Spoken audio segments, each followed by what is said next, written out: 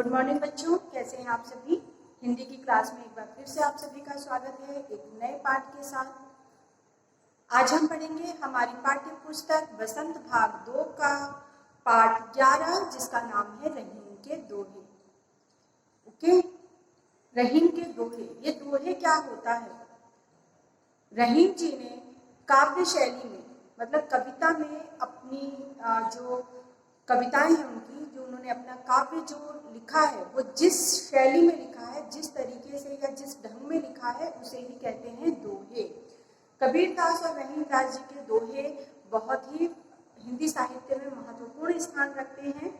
ये भक्ति काल के कवियों में से एक थे और इन्होंने मनुष्य को दिखावा न करके कि वास्तव में दूसरों के प्रति हमें कैसा व्यवहार करना चाहिए, किस तरीके से अच्छे आचरण को अपनाना चाहिए, इसी पर जोर दिया है। इस पाठ को पढ़ने से पहले थोड़ा सा मैं संक्षेप में यहाँ पर ये बता देती हूँ कि इसमें क्या क्या बताया गया है। उसके बाद हम इस पाठ के कठिन शब्दार्थ देखेंगे और फिर इसका भावार्थ समझेंगे।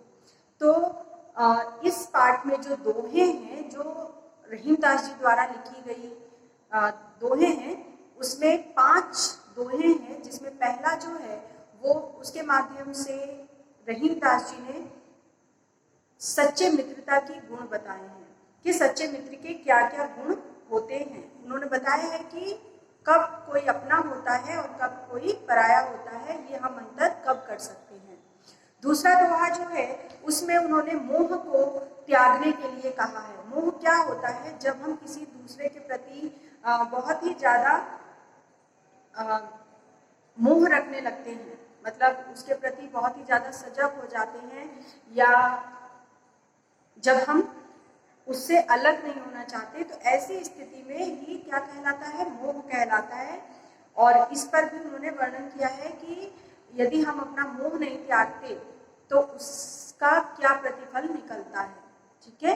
तीसरे दोहे में रहीम दास जी ने ये बताया है कि हमें परोपकारी स्वभाव का होना चाहिए।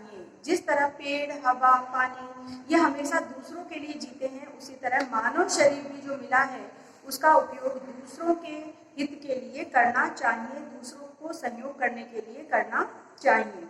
जो चौथा दोहा है उसमें रहीम दास जी ने किसके बारे में बताया है? दिखावे का प्रदर्शन। बहुत सारे लोग होते हैं जो दिखावा करते हैं अपनी संपत्ति का, अपनी दौलत का, अपने गुणों का, अपनी जाति का, अपने धर्म का, लेकिन इस तरह का हमें दिखावा नहीं करना चाहिए। हमें दिखावे से रहित होना चाहिए। और लास्ट जो दोहा है उसमें कबीरदास जी ने कहा, रहीम दास जी ने कहा है कि अगर हम वास्तव में अमर होना चाहते हैं तो जो ये शरीर है उसका हमें सही उपयोग करना चाहिए। जो हमें ये जीवन मिला है उसमें हमें एक समान रहना चाहिए। जो हमें ये जीवन मिला है, मनुष्य काया मिली है, उसमें चाहे सुख हो या दुख हो, हमें एक समान ही रहना चाहिए। ओके, अब इस पाठ के जो कठिन शब्दार्थ है उसको देख लेते हैं। चलिए, पहला है कही। कही माने होता है कहना। दूसरा है बनत। बनत मतलब होता है बनते हैं। संपत्ति का मतलब होता है धन या दौलत। विपत्ति का मतलब होता है मुसीबत, कठिनाई या परेशानी। कसे का मतलब होता है परीक्षण करना। तेई मतलब होता है वही। और लास्ट मीत का मतलब होता है मित्र, दोस्त। परे मने होता है पढ़ना। जात का मतलब होता है जाता। वही मने बह, बहना। तति मने तजी होगा, ये तजी मने होता है छोड़ना। ठीक है, तजी मने होता है छोड़ना, त्याग करना। मीनन का मतलब होता है मछली। नीर का मतलब होता है पानी। तऊ का मतलब होता है तब तक।